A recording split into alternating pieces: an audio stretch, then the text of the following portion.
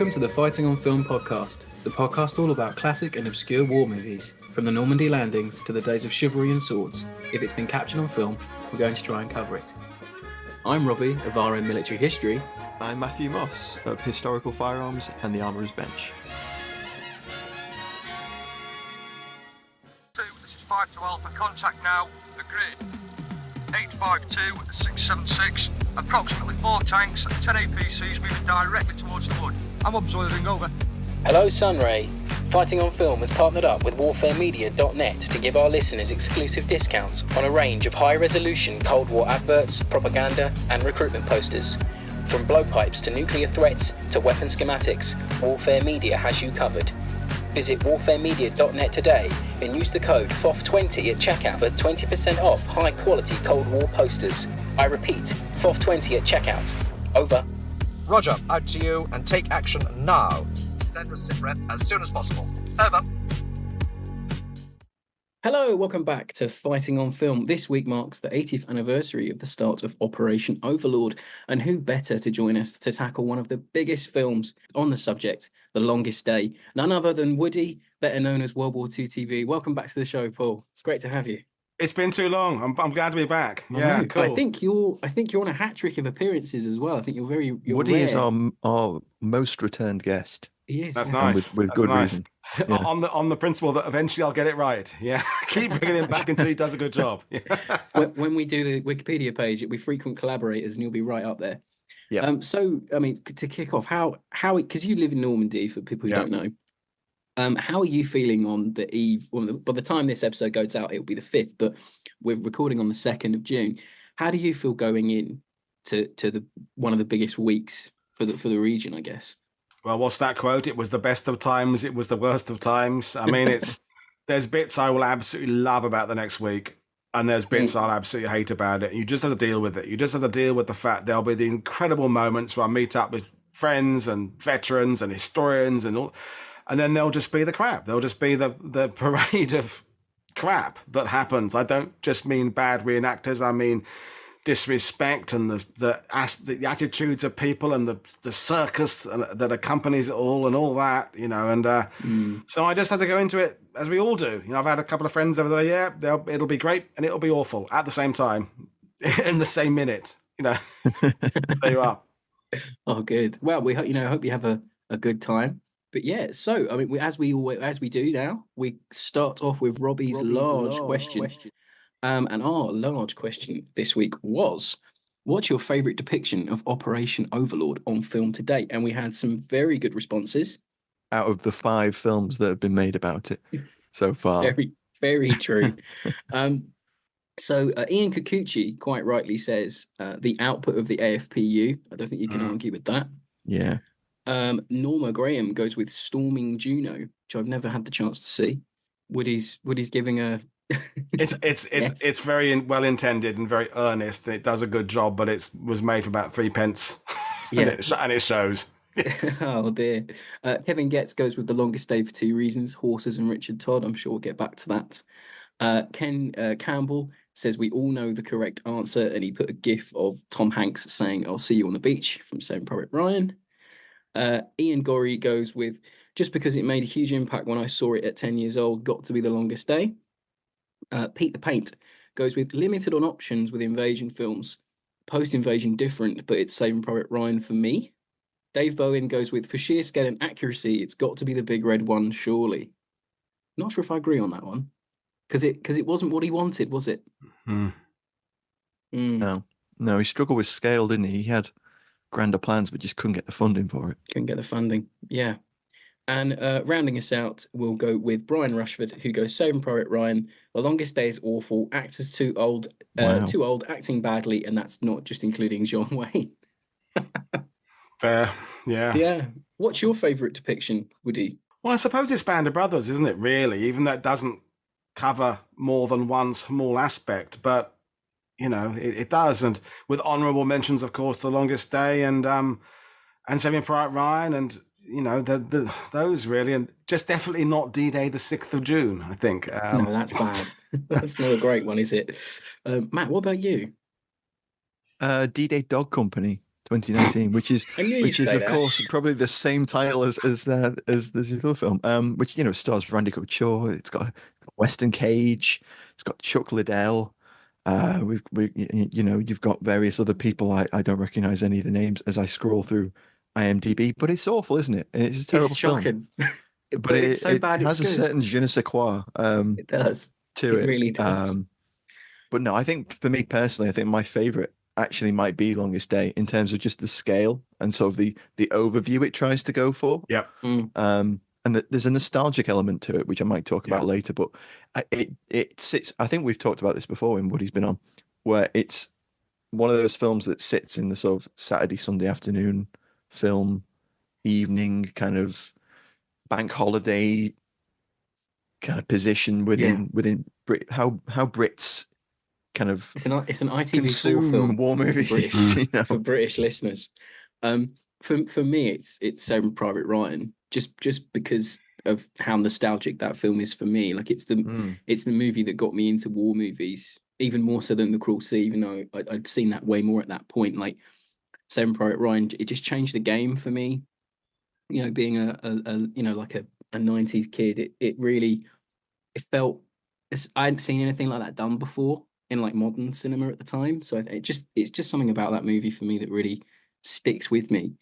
But Matt, I think you have the gargantuan task of going through the cast of The Longest Day for us this week. So please.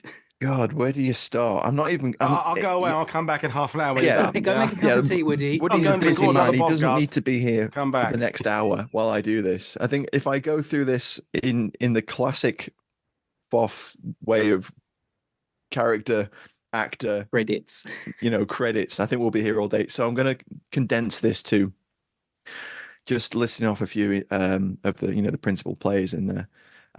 It's almost easy to do who isn't in it. In fact, it's kind of mind-boggling, really, when you look at it. So I think we got to mention John Wayne was in there.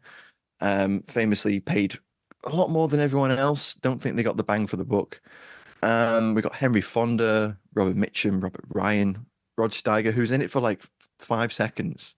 You got these heavyweights that they brought together, and then there's so much going on. They can only utilize them for like a brief scene. It's quite amazing, really. You got a great turn from a very young Jeffrey Hunter, kind of broke him into prominence in the that final act, where he plays an engineer. Got George Siegel. We got Leo Genn, who again he's another a very recognizable, very good actor that kind of he's in it so briefly. He kind of almost just reads a communique to someone else, and that's it. Richard Todd, of course, who we'll talk about more later on. Leslie Phillips, Burton, of course, Frank Finlay, John Gregson, Donald Houston, Victor Madden. Then I also like this film because it attempts to bring together, names from all three of them, the major countries in it. Yeah. We have French actors and we have German actors. So, in terms of French actors, you've got Christian Marquand, Irina Demick, Andre Bourville, and then there's a whole host of others. In the German sort of side of things, we've got Werner Heinz, Kurt Jürgens, Heinz Rennick, Peter Van Eyck, Hans Christian Black, who I really love in this film. I think his scene where he's in the bunker and he says, "Those 5,000 chips you think they haven't got, well, they're here and they're coming straight at me." Are you deaf, man? Can you not hear this bombardment? I love that scene. And then of course we've got Gert Frobe as well, who will be later reunited with Sean Connery in a couple of years' time after this film. The only other one I wanted to mention, which I thought was absolutely fascinating, is Henry Grace, who plays Ike. And he was a set decorator, which is a lowly sounding term for someone who was nominated for 13 Best Art Direction Oscars, and he won one for Gigi. But he was nominated for all sorts of other things. And he just happened to, be the spitting image of Ike, but he sounded nothing like him, so they had him overdubbed by Alan Swift. And I just love that. I just love that they picked a chap that was so good at something else. If he got dubbed, do you have a really high it must voice have just or been something? completely nothing like Ike. But that rounds out cast, other than, of course, the three singers, Paul Anka, Fabian, and Tommy Sands. We've got to mention those because they kind of just like shoehorn those well-known people, but not actors. It's that thing that is so often done in this period. And of course, we see it today with good old Harry Styles having a crack. Yes. You always get Harry Styles digging. You can't help it. I got to do it. I'm contractually obliged, I'm sure. Yeah, it's one of those proper ensemble movies, isn't it? Like a proper ensemble cast, not one actor you've heard of and then 3 or 4 good character actors. This is a proper heavy hitting film, isn't it, in terms of casting? So I think we'll quickly get on to production because it's going to be a long one this week again. So production is based upon the 1959 book of the same name by Cornelius Ryan. The rights to which were initially bought by French producer Raoul J. Levy. But after some pre-production limbo, the rights were then sold to American producer Darryl F. Zanuck for $175,000. Zanuck was a 12-time Academy Award nominee and 3-time Academy Award winner for producing movies. He worked on films such as Tora, 12 O'Clock High, and The King and I. The film was directed by 3 directors, each taking on a respective nation in their sequences. Ken Anakin took on the French and British sections. He'd worked on Battle of the Bulge, Monte Carlo or Bust, and The Magnificent Men in Their Flying Machines, to name but a few. Hungarian-born director Andrew Martin directed the American sections. He directed The Thin Red Line, 1964, Prisoner of War in 1954. And he acted as a second unit director on Ben-Hur, Catch-22, and Kelly's Heroes. And finally, the German scenes were directed by Austrian-born Bernhard Wicki, who directed the seminal German film Die Brücke, and Maury Turi, starring Marlon Brando. So, there's some big heavy hitters in here. Whenever you do your producer voice, I always picture Zanuck. Yeah, I think it might be that. Yeah. You always do. I don't know why. Get me all the actors you can. The screenplay was co-wrote by Cornelius Ryan, French author and 2-time Grand Goncourt winner, which is a French award for literature, Romain Gary, James Jones, who penned From Here to Eternity and the book The Thin Red Line that the movies are based on, and 2 English screenwriters called David Purcell and Jack Seddon, who were like frequent collaborators together. They co-wrote The Blue Max and Carry On England, to name but a few. Noel Coward and Eric Maria Remarque were also said to have worked on the screenplay, but did not receive credits on the final cut. The credits that appear at the end of the film had to be taken to the Writers Guild for arbitration to sort out who didn't get a credit. So there was a little bit of bad blood there, I think. And we have Jean Bourgoin and Walter Wurlitz, who acted as the film's cinematographers. They'd both win the Academy Award for Best Cinematography for their work on the film. The film's score was by 2-time Oscar-winning French composer Maurice Jarre, who had worked on major hits such as Lawrence of Arabia, Dr. Zhivago, and The Man Who Would Be King.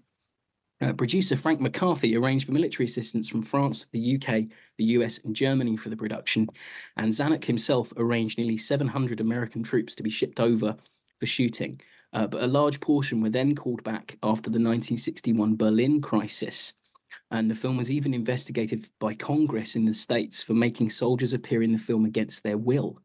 In the end, the film utilized 250 American and 500 British servicemen as extras. The film was shot between August and June 1961, filmed on location in France, the UK, and Germany. A few of the locations chosen to recreate the operation include Saint Florent in Corsica, doubling for Ouistreham. Pointe de Hoc, Pegasus Bridge, and St. Miracles were all shot in location in the genuine places. And a part of the British coastline was chose to shoot the Sword Beach landing scenes, and I think Utah Beach itself was utilised. I don't know about Omaha. I couldn't find anything about that one. Do you know, Woody? Ile de Ré. Okay. Which is south, kind of the other side of Brittany. That's where all the bunker scenes with Robert Mitchum were filmed down there, and it's still the beach there is still called Darryl Zanuck Beach. We were there, Mag and I, a few years ago, and I don't know why they chose that location because it's on an island. You have to go across a kind of causeway. So it would have been a weird place to get all the stuff to, but that is where they filmed it, and you can spot some of the very bunkers that Robert Mitchum and Eddie Albert walk up are still there on the beach. Wow. With Brilliant. Corsica, So I read. I was useful for something. That's it now. No, that's brilliant. No, this is what you're here for. With Corsica, I read that someone extorted $15,000 from Yeah. Zanuck Yeah, I read that. by threatening to drive modern cars up and down the beach when they were filming. And the guy there wasn't a private beach, so he had no way of stopping that. Well, he would have just stopped that. He had no way of forcing that through. So there was like a massive legal It took action. 8 years for Zanuck to get his money back. I read that just today. Crikey. Yeah, the guy just turned up and said, "You can't film here, mate. It's you need to pay me." And it's like a classic kind of scam, Amazing. Talking of money, by March 1962, New York Times reported that the budget had ballooned from a $6 million budget projection to over $10 million. With Zanuck telling the New York Times that $980,000 of that had been spent on feeding the cast and crew alone. I wonder what that is today. That's huge. I didn't adjust it. I dread to think. 20% of the budget was spent on cast salaries, and shipping extras to and from locations cost $300K. So this is a huge budget, huge production for the time. It's a Marvel Avengers-esque, task money-wise for 62. This is high budget filmmaking. And supposedly during filming, I wanted to ask Woody about this because I've never found anything concrete. Supposedly a tank was found close to Point de Hoc, cleaned up, and then reused in the scenes on Sword Beach. Yeah, I've read that, and I've never found a source of that. I've never seen a tank or vehicle in a museum that says we dug this up for the longest day, and I remain unconvinced about that. It's a bit of folklore, isn't it? I think. Yeah, It sounds great. I think things like hedgehog obstacles and stuff like that, they found a certain amount of that kind of stuff. But I think it's a story got exaggerated a little bit. I think so. But I we'll think see. so. Yeah, I don't know. You never know. Yeah. And I found another little tidbit while I was searching. There's a chap on Reddit who said his dad was part of the American Army at the time of the 40th anniversary. And they went over with Ronald Reagan for one of his visits. And they said they found a load of blank ammunition from the production around Point de Hoc. And it really confused everybody why there was all this blank ammunition hanging around. And finally, someone pointed out, they filmed The Longest Day here. So they just left boxes and boxes of blank ammo around from the time of the shoot. I think that was an interesting little find. And also the fact that when the ABMC opened up Point du Hoc as a tourist location, which of course it still is, they relied on the mine clearing done by Hollywood for the shooting of the movie, rather than actually getting in an official kind of French or British EOD team. So, wow, and I would imagine if you've got a spiraling budget, they go, just go and clear the field, lads. Just I would like to know exactly how long they spent clearing mines. For the record, there have been no incidents of unexploded ordnance ever detonating at Point du Hoc, so we can assume they did a good job. But that is the story that I have heard. That was the only people who ever cleared it was Hollywood. They went in there, and that's amazing. So in its own way, it contributed to the tourism industry. Yeah, well, some of the barbed wire still there is the barbed wire from the movie, not the barbed wire from the time. Because that's amazing. Historian hat here, we don't think the Germans actually had barbed wire along the edge of the cliffs because they had no reason to think they're only becoming that way. Their barbed wire was inland facing the road. So Hollywood put the barbed wire at the front. And that's essentially some of what remains today, that the public, that's the barbed wire, is the movie barbed wire, because the Germans never actually had real stuff there. That's another interesting tidbit. That's amazing. There. I was just thinking though, when you said that, I wonder what impact the film had for, remembrance of D-Day and tourism for the area, because I'm sure it must have revitalized things like 20 years on. You would think, couldn't you? I mean, of course, it was vitally important, massive turning point in the war. But I wonder if the impact this film had. It did have a bit. I mean, the talk I did at We Have Ways last year was about tourism in Normandy, and I think it was a delayed reaction in that a lot of the veterans, when they started coming back, they were still obviously working in 1962. They were our age, weren't they? Veterans of D-Day in 62. They were in their 40s and what have you, and they were still working. They probably couldn't afford to travel back. So, but 20 years later, when they get to their 60s and they've maybe got retirement, that's when you see in the Reagan era. That's when tourism really picks up. But definitely the French, after the French start visiting the sites much more from 62 onwards, it becomes a reminder, that's where that started, isn't it? And so you start to see that kind of tourism. But in terms of what we would think of tourism, in terms of English language people coming back, it took another 20 years to really kick things off. Yeah. Now we've reached the pinnacle with AI-based T-shirts, and we're really hitting home. Don't get me God. started again, Matt. Honestly, Oh God, no. Good God. Don't wind him up. Don't wind him up, Matt. I'm ready to go. I'm a coiled spring of angst and anxiety this week, just waiting to be. This isn't history rage. This isn't history rage. It's not. You could do a whole one on that. Before you move on, Rob, I did a quick calculation with an inflation calculator. It would be around $32 million. Well, that's quite mid-budget then. That's quite a mid-budget. Was it 10 million? Did you say 10 million? 10 mil. Yeah. Yeah, 32 million, it says. That's very modest. I just did the same thing, and I'm using a website. It said 100 million on my thing. So, I'm way off. I'm way off then. I don't know. I just put in what was $10 million in 62 today's value, and it said 100 million. So I don't know. One of the Boffins listeners will tell us. Anyway, so the film premiered in Paris on the 25th of September 1962, with the 2,700 strong audience being paid $30 to attend. And the movie released in the US on October 4th, 1962, and the UK on October 12th.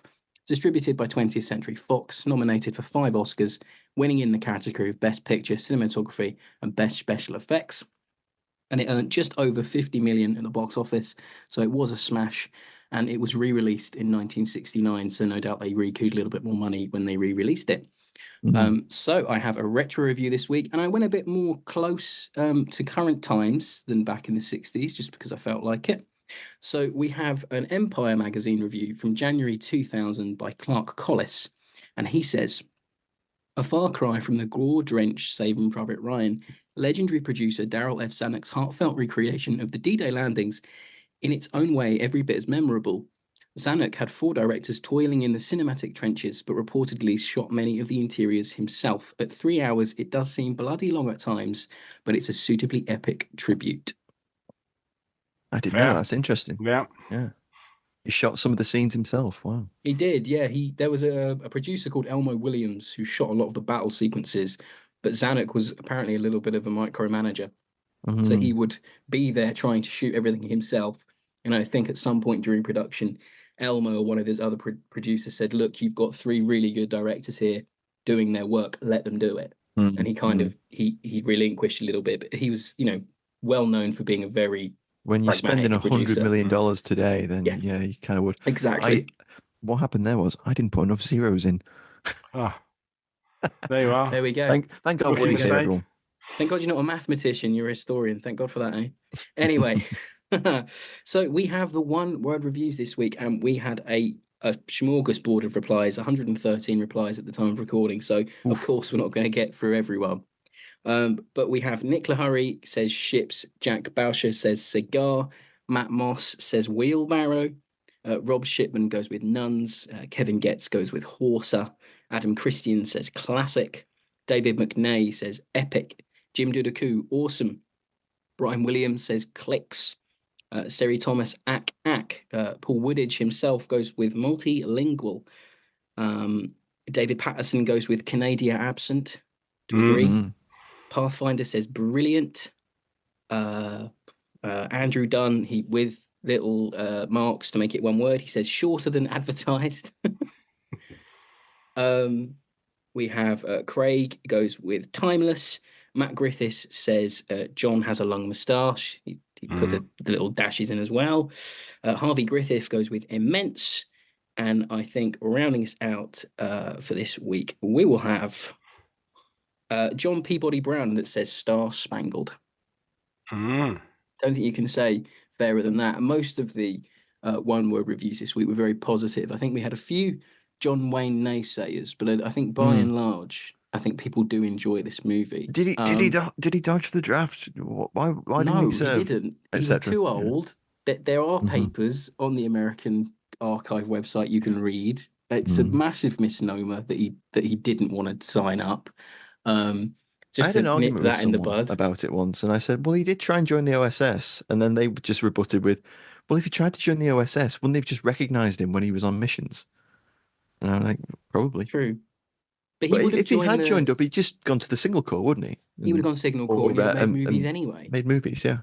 You can make the argument that people like him did far more for the war effort by doing what they did do with the war bonds and all that, and than actually going overseas. I mean, Clark Gable's role with the 8th Air Force as just a crewman, in a sense, was minimal, but in terms of highlighting what that was doing and focusing the attention on strategic bombing and all that was you couldn't measure it. So no, exactly. Yeah. No, and there's swathes of actors that did their bit and appeared in movies like Jimmy Stewart. He flew B-17s, won a Croix de Guerre, but he also appeared in USAF training films. There's one called The Rear Gunner that he's in that's worth a watch if you haven't seen it. Yep. Anyway, so moving on to this week's Ali Tally.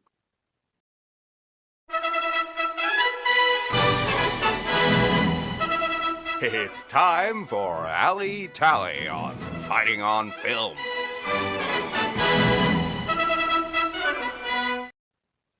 Woody, you're our guest. Kick off the Ali Tally for us if you can. I mean, two. So, the first is the cricket. The use of the cricket, which is that kit? It is kit, isn't it? And it's awful. But it started a thing that wasn't a thing. That's the power of that movie. And the version they have is literally a child's toy, and John Wayne's is a child's toy. As we know, they had them mostly from the Acme Whistle Company in Birmingham, and the 82nd famously didn't have them because Ridgway said, "I'm not going to have my men jumping in with a child's toy," but the 101st did have them. Right. But as a historian, right, with my historian hat on, I'm not actually wearing a hat right now, but the historian hat is that I can't tell you how many 82nd Airborne veterans of D-Day I met who said they had a cricket. And then when you get to talk to them over lunch or something, you realize they're remembering the movie. They are literally remembering John Wayne telling them about the cricket. Because when you say, "But when did you get it?" "I don't know." And then they start talking about when they're issued, and they are literally talking about John Wayne standing in front of a horse glider, and John Wayne cracked a box open for me. He gave me one. So the cricket is it became an icon. It became a thing. It distorted history. It helped to contribute to a distortion of history because of a throwaway gesture thing in a movie, and of course leading to the whole thing with the K-98 where they have to overdub the sound of cricket. So horrible. Over the ball. That is so painful to watch, isn't it? And Matt, the weapons guy, you must just hate it. cringe at that bit. Even just a filmmaker in like a film, the way I was looking for it was cinema. Even just a cinema thing, it's so unnecessary. It doesn't add any real tension. No, it doesn't add anything to the situations where it's actually used. Like opening a can or something, because that would sound more like a click if you got that wrong. Or there's so many ways you could have done that if you. I just don't know where they got that from. That's the whole weird thing about that. I don't know where they got it from. Far more commonly used were the actual call signs of flash and thunder and whatever than the crickets anyway. And it just, that's my joke Ali Tally. But my real Ali Tally is the rocket fired grappling hooks at point to hook. I just think that is a brilliantly effective use of real kit in the place it was really used. How many war films can we say where they used exactly the same stuff in exactly the same location, doing exactly the same thing, with, in fact, as we know, a couple of the stuntmen had been D-Day Rangers there. Yeah, of course. That is just an extraordinary bit of kit. Being used really properly, cool. It's not like a direct. Let's have those things. It's not like they're bringing in something spurious, kind of just to get views. That was because the movie is very clever at not introducing stuff that wasn't there. You can imagine with all that budget, let's bring in a Tiger tank, and they don't. They keep it very, very. Where's the armor? Where there is no German armor because there was no German armor. They could have said, "Well, hang on. If we want the audience to go and see this, we better have a fleet of Panzer IVs." So I like the fact that the kit they use is kit that was actually used. So that's my two. Except the cricket wasn't used by the 82nd. So I've gone against my own mine. I got told off on a visit to Normandy in like 2005 because I bought one and I drove my parents mad with it. And it got locked in the glove box. I wasn't allowed to play with it anymore. So that's my run-in with a cricket. I used to know a couple of the staff in the Santa Maria Église Airborne Museum and they would say they had literally evolved to not hear the noise anymore because Oh my God. yeah, had kind of developed selective hearing because you're sitting behind that desk and all you can hear is the kids in the shop going click, click, click, click, click. So they would say, I just don't hear it anymore. I've been here 10 years. I've managed to move my hearing has evolved to a point I don't hear it anymore. I've white noise. I just say. I wonder if the Ranger guys that were there originally were when they finally got up to the top of the cliff when they were filming, they're like, God, I wish we'd had barbed wire when we did it the first time. That would have been so much help. That would have been to extra things to catch on. Great to hang on to. Yeah. Good point. Yeah. For me, it's the cardigans. Not only does Robert Mitchum have a lovely cardigan at the beginning, but also Peter Lawford is also wearing a great cardigan when he's doing the briefing, when he's playing Lover, and they're just lovely. Anyway, Rob, what's yours? Is that it? No, that's a joke. Okay. No, a knitwear special. It's funny, Matt, because I literally, I actually stopped on Robert Mitchum's cardigan this afternoon and went, that's a strange, was that his own one? Because he was chilly on set or something? Probably. No, don't wear your jacket yet. We've got to get you you've got to look like you're not ready to go yet. You've got to look like, well, I'm a bit chilly here. Can I wear my cardi? You just kept it from the Cape Fear dressing room. No, mine's the pit. Obviously, it's got to be the pit. Of course, in the Weestrom scene. Of course, the casino looks nothing like the casino actually looked, because the casino set they made looks outlandish. I love the photographs that show that it was like 2/3 the size of an actual building, and still the fact that the casino looked nothing like the casino that was there. Yeah, I think the casino was it a 1 or 2 story building, Woody? Well, it'd been taken, the casino itself, because it was gone, wasn't it? It had been completely gone, but they built a Vida Stonsnest, or I think it was a Stutz Point technically, into a position where a casino had been. So they codenamed it the casino position, and there's a casino there again now. And the commando who wrote that sequence for the Longest Day book had been a genuine French commander, but not at the Battle of Ouistreham. So he'd heard it from other people, and they kept talking about attacking the casino. So when he wrote it down, he added the casino that he'd seen there post-war or something, and the whole thing kind of got out of hand, and no one checked that actually there wasn't a casino there. That's great. Yeah, so I love that scene because it's actually quite a good depiction of the pit. It shows it doing a bit of damage. It doesn't make it outlandish. It doesn't make it sort of, a super weapon. It just damages a bit of lintel, and it manages to block the gun position for a moment. And the way that they're using it is actually, relatively close to, doctrine. They're using it supported, and there's a loader popping another round in. I read years ago somewhere, it might even have been in the, the Longest Day little brochure that came with the film program. Yep. It might have been in there, but I have a copy of it, but I couldn't find it. I'm sure I read somewhere that they borrowed it from the Imperial War Museum because it references a museum. Yeah, I read that. It says that they rushed across town, borrowed it from a museum. So it was probably the Imperial War Museum. But as I say, it's not a terrible depiction, but it's an interesting pit because it's got the adjustable monopod rather than the fixed A-frame with the airly pits. But it hasn't got an indirect fire sight, so it's got the adjustable monopod but no sort of adjustable rear tangent, which is interesting for me. Not for anyone else, but for you. But for me. But they don't really adequately depict the recoil, so I'm going to nitpick for that. But it's one of the few really good depictions of the pit on film, and it's really cool. And for more on the pit, do check out Matt's book, The Pit. Available from the Osprey website. I have to get that in there. All good bookshops. And also my website.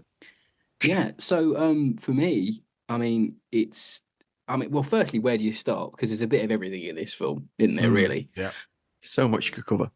And this is for Mary Brazier and Kevin Getz. I promised them I'd do this. Todd. It's Richard Todd. My alley pick this week, just playing the man Major himself. John Howard, the man himself, because he's here in his Denison smock, his Stenmark II, up the ox and bucks, and it's more the beret he wore on the op, apparently. Exactly, exactly. It's more so for me because he fought there. He's a veteran of that operation. There's something about someone wearing the same kit who actually wore it that just adds so much to that scene. Obviously, if you don't know, it's still fine because he looks absolutely fantastic. But Yeah. the way he carries himself in that scene, just the way he is in the entire movie is just so genuine, more than anyone else, I think, in the movie for me. Yeah. And who doesn't love British para uniforms of Yeah. that era? Like they're just so cool, you know, and really great, really love it. And he gets to talk to himself, doesn't he? He does, yeah, as well. It's fantastic. Patrick Jordan from Tobruk and all those other movies and Too Late the Hero is playing Richard Todd. So Richard Todd, as Major Howard, has a conversation with himself, which is amazing. It's so good. That's probably the thing that Richard Todd, if he ever had kind of, counselling. So it all started, therapist. It all started when I was on a movie and I was playing someone else, talking to myself. That's what I had. Disassociated identity. So I was reading my script and it said Richard Todd, but it wasn't me. yeah. But that whole section of the coup de man is amazing. Yeah. The way they do the glider going down with the model work just in front of them, like it holds up superbly well. Fantastic model work. And there's a few little things as well that I'll point out. You've got some M52 jackets that have been reworked into M42 jump jackets here and there. They really look weird. There's the random extra on Omaha Beach wearing thick rimmed 60s glasses who looks right down the barrel of the camera. We love to see it. I think there's an L4 Bren gun in the Weestrom sequences. I looked at that and I wondered whether it might be an 8mm. Oh, okay. Like a 792 Bren. They made them for China. Oh, them one, right? Okay. Canadian one they made for China because you wouldn't need, you just use Mauser 8mm Mauser blank for that. But it could be it just doesn't have the barrel. But again, they could have just. Yeah. Anyway, it doesn't matter. No, it's fine. There's a huge lack of like tank jackets being worn. There's not a lot of M41 jackets. There's just not a lot of. I think it's just Robert Mitchum's, isn't it? I think it is. I think Robert Mitchum's the only one wearing an M41 or something, isn't it? It was specially made for him because he was wearing a cardigan, and they said the cardigan's wrong, Robert. You can't wear that the whole film. Cover it up. Yeah. He couldn't get the cardigan in the luggage for the overseas. No. He filmed it, he had it for England, but he couldn't take it to Ile de Ré or something. On the cardigan allowance on the aircraft wasn't there. But it's that classic, you talk about on your pod all the time. It's that classic era that all they did is, can we have 1,000 guns? Can we have 1,000 green jackets? Can we have 1,000 brown trousers? You're not thinking enough about that, are you? No. Yeah. But then again, it's something I really love. I have to point out there's an American war correspondent and a British war correspondent on Sword Beach, and they are both wearing their respective insignia. Yep. And it is really spot on. So you have the black epaulets on the shoulder tabs of the British correspondent over his sort of trench coat, and he's got the C badge on his stiff cap, and then you've got the American correspondent who's wearing his larger American style flashes. And I know it's so like niche, but I love to see that because you could have just done anything for those guys and it wouldn't have mattered. They're in it for 5 seconds, 5 minutes, maybe. Yeah, it's not even that. Almost like a throwaway scene, but it's in there. It's the attention to details. Yeah, and they add so much to it. But in terms of Ali, you could be here for hours. There's so much in this. I mean, jumping on that, how everyone says, "Oh, well, they all had MG42s," and in the film they kind of do all have MG42s, but if you look closely, there's quite a few MG08s, which there is actually quite an authentic. But is that authentic by accident or design, though? Is it? Well, this is it. Well, there's also that German chap. When the Ruperts are coming down, and he sort of like bounds forward and is like center of the shot, and he has a French FM 1924-29 light machine gun, which again, it's not German. It's not archetypally German. So that makes me think someone thought. I read somewhere that they didn't all have MG42s, and they used a smattering of captured equipment, French equipment, Polish, Czech, and also a lot of the Germans as well seem to be older. I noticed on the rewatch, and I was like, that's not wrong either. A lot of them being like second unit troops. Which is nice to see. But once them being old is okay. Of course. We talked before going live, didn't we, Robbie, about it's probably the best movie of the 60s in terms of the least cliched portrayal of Germans. Just generally, the uniforms 100%. Are pretty damn good. there isn't the cliche, particularly of the K98 pouches with the MP40s, and it's you look at some of the movies that we love, where the Germans, it's all kind of caricatures and Where Eagles Dare and Allgemeiner SS. And the Longest Day, it seems, because I think it's because they use the Parisian costumiers for the German stuff. So they had that stock stuff because the French have been making movies about the occupation going back, since just after war. So all those sort of staff officers, everything I'm not a big expert on German kit, and then probably people go, oh no, it's slightly wrong size of it, but to me it looks good and solid. And the detail, like in the office scenes with the Germans, with all the telegraph machines and stuff going, it all feels really good to me. It's the American stuff that's crap. The American uniforms, like they don't care. It's just, but the German stuff, I think it's a really solid decent portrayal of Germans. But no, I think it is, and they don't. You're right. Everyone is respected quite well. Obviously, Canadians notwithstanding, because they're barely in it. Get that in there, yeah. But everyone gets their just desserts in a way. I think the American scenes are a lot more American, sort of war movie-esque of the time. But I think the British sequences are a bit more grounded, but they're a bit more jokey. So they're like using the British as like the comic relief. Well, like Victor Madden is the cook chatting for like literally its 30-second sequence. Yeah, those little bits, and the bit with Kenneth Moore, obviously, and but it's this whole thing of you're using your character actors like amazingly well when you use them, and you're giving them people that they can really like embody.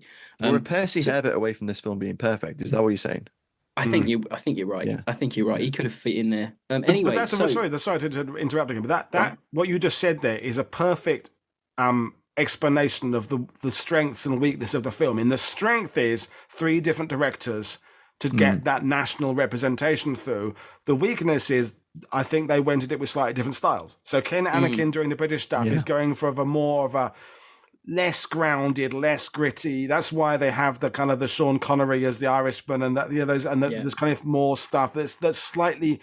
He's thinking, well, it's a very serious subject, this. Let's lighten it up a bit. Whereas the American scenes, I think that director, that's Andrew Martin, is more thinking this is going to be, this is going to be a serious. So sometimes the tonal shift is more odd. Whereas if it had been a single director who has a single style, we wouldn't have seen those jumps. Yeah. No, I think you're right, but I think it also adds a lot to it as well. Like it's not bad, but it's not good at the same time. Like it's something just tonally off every now and then. There's moments where it doesn't work, is what he says, but there's also moments where those tonal differences do kind of work because they lighten the mood in points where you can lighten the mood. You can't lighten the mood when chaps are parachuting into Samariglees, for instance. Yeah, true. You have to pick the moments, and I think the way they intersperse those moments, typically when it's Brits or that kind of thing, it works quite well. But I also really love that they show the resistance in there as well. I really love the resistance sequences in this. You got the chaps blowing the telephone lines, and the female operative distracting guards, and the bit where the French demolition chaps drop in, and those kind of little bits. They're treated with respect. A nice inclusion. They're not the comic relief like they sometimes are, or they're not like mishandled. Like they're doing their job. It's probably one of the better portrayals of the French resistance in Western media, I think, to a point.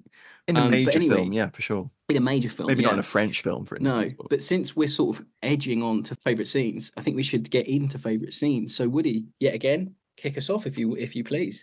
I mean, well, we've mentioned it already, but the French commando sequence, the 3-minute shot from the air is just. I mean, it's. I did a review on my channel about that. It's just. If that had been made this year, it would be an impressive shot. The fact that was filmed in 1961, and it holds up so well. And sure, the location doesn't match the real location. And sure, there were no nuns and all that kind of stuff there. But it's breathtaking. You said, Robbie, the horse glider landing at Pegasus Bridge. Yes, they turn a little bit nearer the bridge than they really did. It's a few miles away. Yeah, there's a bit too much flooding and stuff. But it's just breathtaking. And I'm going against my absolute favourite sequence, though. And yet I hate it, which again sums up the film, is the landing of the paratroopers in Saint-Mary-Église. It grips me completely. The soundtrack with the bells tolling and red buttons looking around there, and paratroopers going into burning buildings, and the Germans there and the French there. That is so well managed. The cinematography, the staging, the editing on that is absolutely stunning. And yet, as those who watch my channel, I do not think that Private First Class John Steele landed on the church and all that kind of stuff there. And there's fabrications in there, but it is just, that's what war movie filmmaking should be like. That sequence there, editing, soundtrack, action, drama, nothing's exaggerated too much. There aren't stupid, daring do commando roles and stuff. It seems very grounded. That is my favorite sequence, and yet historically I hate it. Does that make sense? No, you're right. It is very gripping. Like that section, I like how we see it through the chap on the church's eyes. I really like that. And he's sort of crestfallen at these men are just falling to the ground and being shot, or they're fumbling for their Thompsons or their M1 carbines. They're just getting massacred. It's so good. It's so gripping. And even the sections where he drops his knife and you see his eyes, and you can't help but feel for him. It's such a great sequence. And Red Buttons could be a very. I mean, he's either Oscar nominated or won an Oscar for I think Sayonara, didn't he? So I mean, he although he kind of had this vaudeville clown reputation, did lots of variety stuff, he could turn it on when he needed to, and it's an odd role because it's mostly reactions, it's mostly his eyes. That's why I like it, and it's just so brilliantly well done because it draws the view, it places the viewer in the action, but not quite in the action, just sort of in it, but on the periphery. It's so cleverly done. Yeah, it's brilliant. I'll echo Weestrom's sequence. It is probably one of the best tracking shots in war movie cinema today, if not all cinema. Yeah. Just for its scale and everything that it does, but also, and I have to highlight him again because his scene is just he eats the scene up. Is Kenneth Moore as the Beachmaster. It's just fantastic. The characterization, the accent, the pompousness of this man just walking around the beach. It's my beach. Get that universal carrier moving, dragging his poor dog along in the middle of an artillery barrage. It's just fantastic. And we just have the most stereotypically British universal carrier driver ever put to film, with his big sort of teeth and his gold chain, and he can't work the damn thing. And Kenneth Moore comes up and goes, "Just do that and it will work." It's just great. I love it. It's one of those little instances where you get this lovely little character portrayal of a real person again. Yeah. And it's just superb. And he's a blink and you'll miss him. Although he had a German Shepherd, of course, in reality. Obviously, yeah. But I can understand why they changed it. That's the thing. When Matt said earlier about all these cameos coming in and out, Kenneth Moore is in it for no longer than lots of other these cameos, but somehow gives you a depth of character with his 6 lines. You kind of walk away knowing exactly who Colin Moore is. You kind of got a whole understanding of exactly what type of person he is from just 3 lines. I hope Kenneth Moore walked off the set after his day on set, whatever it was he's in, went, job done, mic drop, went home and thought, that's it. Couldn't have done anything, could not have done anything better. That was a perfect little cameo. Maybe the slightly dodgy false beard from the same people. It's all right. It's all right. Yeah, it's okay. But just, come on, Winston. It's just fantastic. It's so good. It's so good. I wonder if the Alsatian was called Winston. Maybe. That would have been funny. Hope so. There's a model kit you can buy of Colin Moore that comes with each dog. You can get it with the bulldog from the movie. God, you can choose German Shepherd. You can choose which one. I want to go with movie truth. Jumping off Rob's there in terms of cameos that steal the scene and chew the scenery, it's from the crotch to the knee. It always stands out to me. Burton with his safety pins and his webbing. Yeah. He said he'd be back scene before it wore off. Something wore off that day. Yeah. Probably the scotch. But I think for me, it's really interesting that we all chose Weestrom, because I chose Weestrom, but then I let Rob have that one because he chose Weestrom, and then Woody's usurped you by choosing Weestrom. So I love that. And the second pick for me was Pegasus Bridge, and I love that shot through the glider cockpit window. Gives you a little bit of context, shows you the bridge, shows you the canal and the river, and as what he says, there's probably a little bit too much flooding, and they're a bit too close when they turn and that kind of stuff. Yeah. But rear screen projection sort of stuff and having over the shoulder shots, and it's all really good. I love the tension.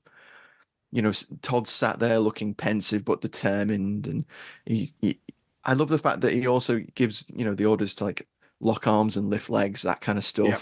Stuff that you'd never think of, and if you didn't have someone who'd done research and also someone who probably was there, obviously, that's the kind of thing that movie makers now can leave out of films unless they have like Dale Dye, who's done his research, or some of the other great people that are coming into the industry now that actually do the research. That's the kind of small details that just get lost in the ether. And the bit where he shouts up oxen books, up the oxen books, it's just fabulous. Something stares deep inside me every time. You'd die for Todd in that sequence, wouldn't you? Oh, you would. You'd do There's no anything doubt for him. about it. No doubt about it. And he plays, he's playing himself. It's so tightly shot. It still looks great. And there's bits in that sequence where everyone reloads. There's a German that is fumbling an MP40 reload, and that second lieutenant with a broken arm dashes a Mills bomb over the side of the bridge, kills them all. And then Todd reloads while he's having a conversation with himself. Oh, so nonchalant. I love it. It's just such and he just taps it in nonchalant. Yeah. Inert rounds in the mags as well. No blank. Oh, good eye. Yeah. Nice little detail there. I noticed there was ammo. I didn't notice that it was inert or blank, but Yeah, that's good. No blank. So just to add a little bit of this, I went to Todd's autobiography, his second autobiography, In Camera, an autobiography continued. And he talks a little bit about making the film. He says, "It was a strange feeling for me reenacting an exploit which I'd once seen and participated in. I think I must have shed years at that moment and felt once more some of the tingle of excitement and fitness as we went into action. The main differences were that I was portraying myself, not myself but John Howard, and that this time there was no ironmongery flying about and the explosions were all carefully controlled. At one point in the film, I, as John Howard, was briefly seen in conversation with an officer of the parachute regiment who was meant to be me. Mentioned that earlier. So I was in effect standing beside myself, talking to myself. Our filming went apace for just over 2 weeks, and I enjoyed every moment, both on location and during our free time. And I discovered a number of great little restaurants where the cuisine was in the Normandy style, based on cream and followed by exquisite cheeses. There's another paragraph and a half here where he talks about the food. So clearly that was a very important part of the experience for him. Todd, we love to hear it. Right. I put on a hell of a lot of weight during that period, he concludes. And then the last part of it is, he says, when I eventually saw the finished film, I thought it was a pretty fair record of the build-up to the invasion and the landings themselves, though perhaps it did tend to show the American efforts as somewhat overshadowing the British achievements on the beaches, and especially on the airborne fronts. The 6th British Airborne Division on the left flank scarcely entered the picture, apart from the capture of the bridges. The Germans took all the honours, all the acting honours, except perhaps for a fine performance from Henry Fonda, which I thought that was a really nice little insight.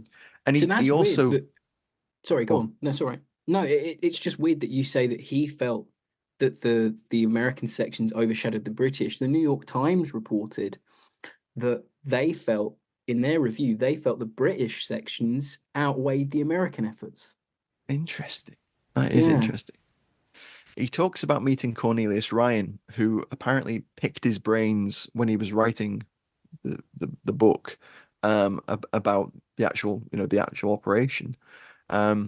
And Todd mentions that he read the book afterwards, and he said it was a very good account of the operation, which I also thought was quite interesting. I had a couple of beers with Richard Todd at Pegasus Bridge a few times over the years, and the veterans who were there, they were very grateful that Richard Todd had been there to make sure that they were reflected in a positive light, and that they felt that there's some they didn't actually swing underneath the bridge with the monk to pull off the demolition seems to be put there with blue tack 10 minutes before but they like the fact that it did a good job, and it has a good resolution, that scene. I mean, I think that's the other thing about that movie is some of the characters and stories don't go anywhere. They don't get an ending, whereas that has he's in the aircraft. Here's the mission. Do the mission. Here come the Germans. Blah blah blah blah blah.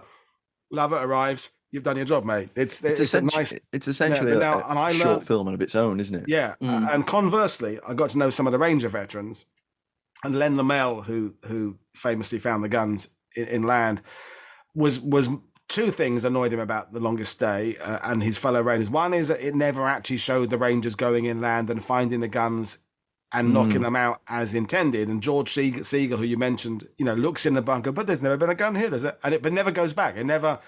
It makes it look like the mission had no result and no ending. Yeah. And then and I said to Len, and I said, what? You said there were two things you don't like about the movie.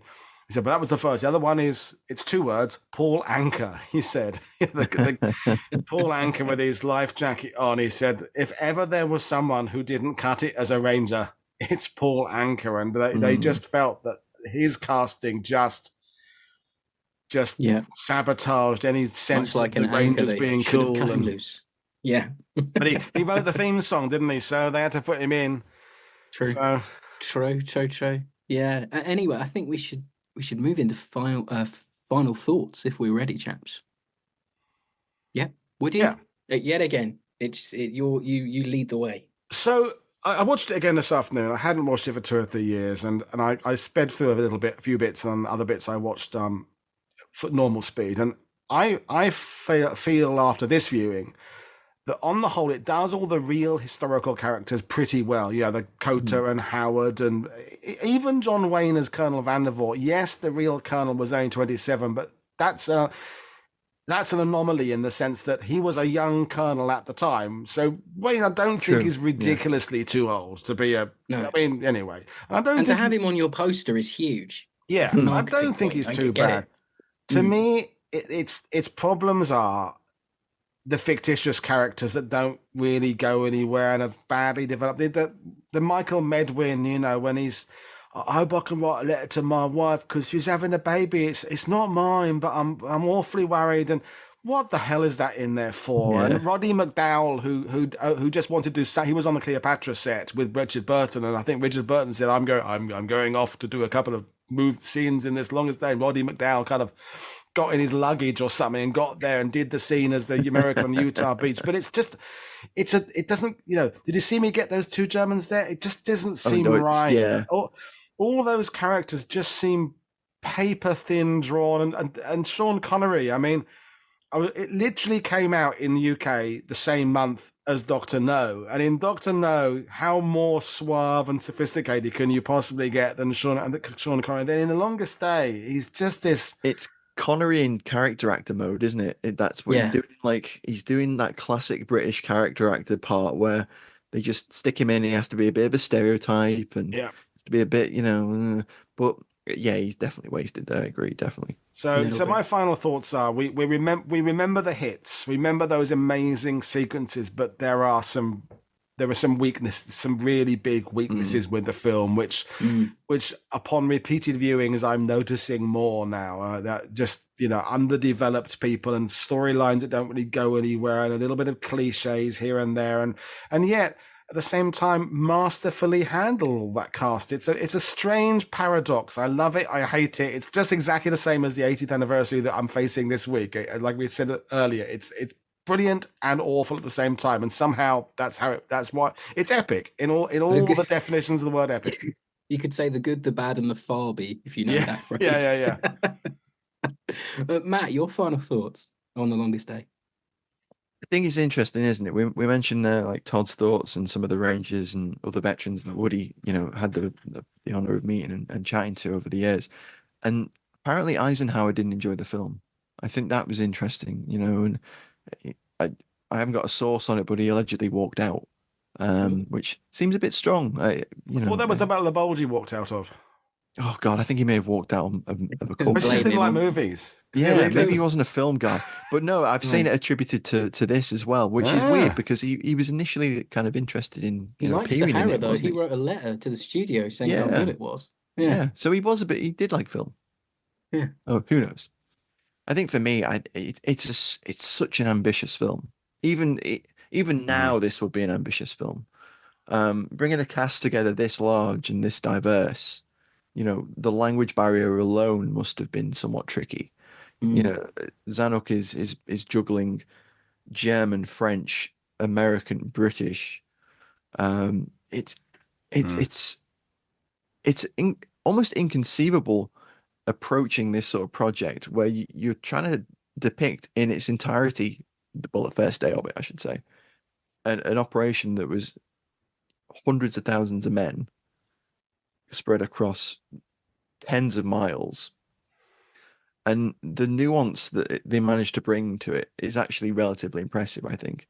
It's obviously it's inevitably it's going to be flawed, but it's an impressive attempt at an overview, I think. And Wayne for me is the part that brings the least to it. And I don't really enjoy any of the Wayne scenes. He doesn't really bring what he could have brought to it, I think. I know there's the whole he's too old, and the chap he actually portrayed apparently also thought he was too old and was a bit offended. I don't know why you'd be offended if the Duke was playing you. I think that'd be Yeah. it's quite a I'd cool love that. Who thing to wouldn't love claim, that? yeah. But to its credit, it attempts to do something that very few films do, and that's show an entire operation, from its beginning to the culmination of the first day. Yeah. But in terms of filmmaking, it's stunning. As I said, the coordination and the skill put into this in terms of cinematography, editing, set dressing, and costume, it must have been immense. It must have been so daunting to make, but it's a classic. I think it's a classic. It's a classic Saturday, Sunday afternoon, weekend afternoon film, which still stands up fairly well, I think. No, yeah, I'll echo yours and Woody's sentiments here. It's an epic but very long movie. I think me and Woody crowned it the longest film instead of the longest day on our Yeah. D-Day roundup from a few years ago. But for me, as like a modern moviegoer, and of course it's unfair because obviously cinema was different in 62, and cinema audiences were a lot higher than they are today. You didn't have to go and see a movie in the first week of its release, and if you didn't go and see it, it'd be a flop kind of thing like you have now. But I think this movie would benefit from a re-edit, maybe carve about 20 minutes, half hour out of it, because for me, after you've seen Todd at the bridge and you've had the St. Mary Glees sequence, before you get to the Omaha beach landing, the movie's middle really sags for me.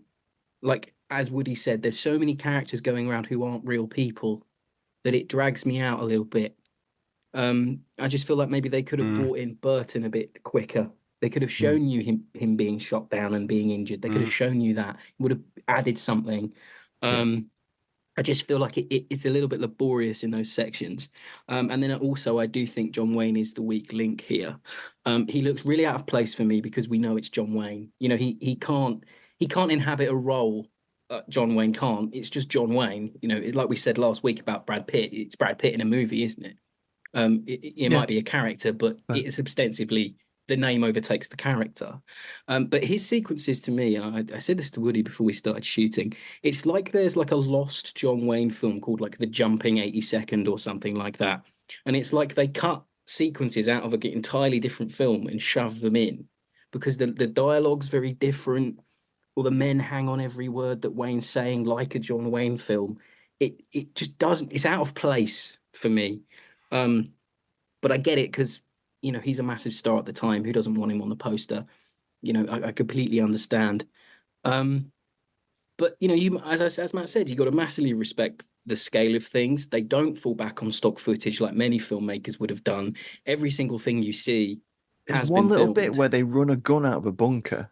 Oh right, okay. There's like a pack they run out of a bunker, and I'm sure that looks like Might be stock something they've taken footage. from the. Yeah, there is a little bit of stock footage. Yeah.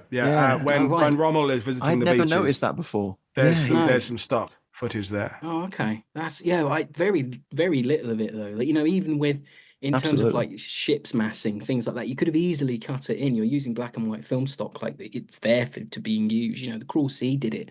It didn't have to, and it did to add a bit of scale. But the scale is fantastic. We don't get movies like this anymore. Every dollar of that 10 million is being stretched to its breaking point on screen. You have to respect it. I personally think it's too long. You have to book off an entire afternoon to watch it if you really want to give it its its full viewing. But yeah, it's a classic. They don't make movies this grand anymore. They don't come along anymore in the war movie genre. And as what better way to sort of kick off D-Day 80 week than with a real classic movie?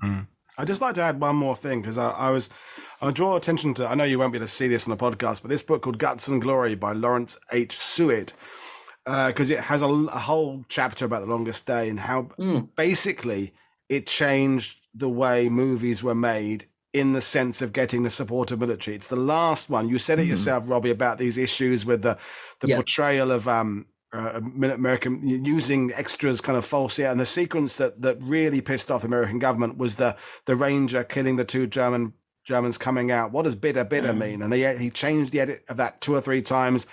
And then movies that came along 2 or 3 years later, like In Harm's Way, which also had John Wayne, didn't have the back in the military. And it basically, what the book is saying, that was written in the 70s, I think, or 80s, it kickstarted the kind of the Dale Die, bringing in ex-military hardware specialists, training people, because they had just been relying on the military providing stuff, who would just say, you want battleships? I've got 6 battleships. They're the wrong era. They're the wrong stuff. It doesn't like the Sky Raiders. Yeah, we've got you 3 aircraft. Yeah, they're sure they're the wrong type, but they fly and they've got, So I think it's really important in terms of the historiography of movie making, like Saving Private Ryan, which we talked about in our favorite scenes, changed the way the washed out color, the authentic soundtracks and all that, and everything that then followed from that style change. The Longest Day kind of had a negative at the time in the American military and British other military said, yeah, we're not doing it anymore, but it eventually morphed into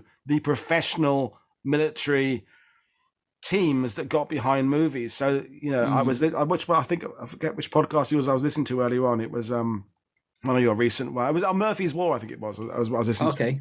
And the idea of the how kit is put together and what they use. The Longest Day is part of that process. So I think that's another reason for a podcast like yours to acknowledge that it's an important milestone. Yeah, that's so interesting. Yeah, and as we go along, I think now that the American defense military complex is being criticized for how it gets its hands in movies now. It's almost gone a little bit more propaganda-y. You can't show the American army being bad. You can't do this. You can't do that if you want our help. So it's gone the other way in recent times. There's some brilliant documentaries and think pieces about that out knocking around for people to go and find. But yeah, what else can you say about The Longest Day? It's a classic, for its flaws, which it has many. No film's perfect, but what a film to kick off the sort of you say commemoration week. And thanks, Woody, for joining us. It's been fascinating. It's been fun. About this movie. Yeah, always has. So yeah, where can people check you out, Woody, if they don't already? I'm sure everyone listening does know, but you never know.